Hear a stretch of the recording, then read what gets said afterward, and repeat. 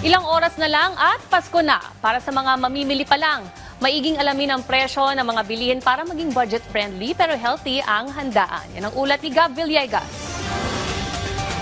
Maagang namili si Marife kaninang umaga sa Cloverleaf Market.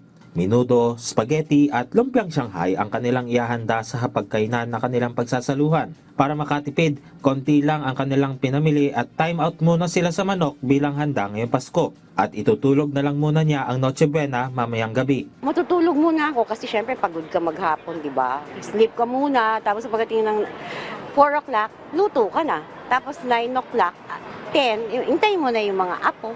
Si Mary Jane naman, may kaunti ring handa na pagsasaluhan nila mag-anak sa Noche Buena. Siguro po isang ulam, merong konting salad, spaghetti po siguro.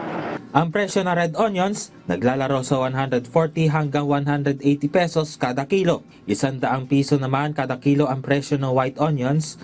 Naglalaro naman sa 110 hanggang 120 pesos ang presyo kada kilo ng bawang, habang 60 pesos per kilo naman ang chop suey. Sa mga prutas, 30 pesos ang isang piraso ng orange, 50 pesos naman ang 3 piraso ng pongkan, 100 piso naman ang 3 piraso ng sangkist, 200 piso naman kada kilo ang red grapes habang 100 piso naman ang 3 pirasong peras. Sa mga mantika, 73 pesos ang 1 litro habang kalahati naman ay 37 pesos. Ang isang boteng lapad naman ay 27 pesos at ang long neck naman ay 53 pesos. Sa mga baboy, 255 pesos ang presyo kada kilo ng laman at giniling. Ang buto naman ay 230 pesos kada kilo habang ang pork chop ay 305 pesos kada kilo.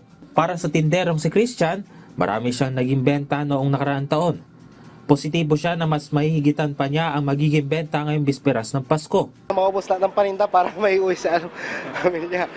Ngayong Pasko, hindi nasusukat sa magiging handa sa hapagkainan ang kasiyahang may dudulot nito, kundi sa pag-ibig na naipapadama sa ating kapwa tulad ng pag-ibig na ibinigay ng Diyos sa sanlibutan. Gab Villegas para sa Pambansang TV sa Bagong Pilipinas.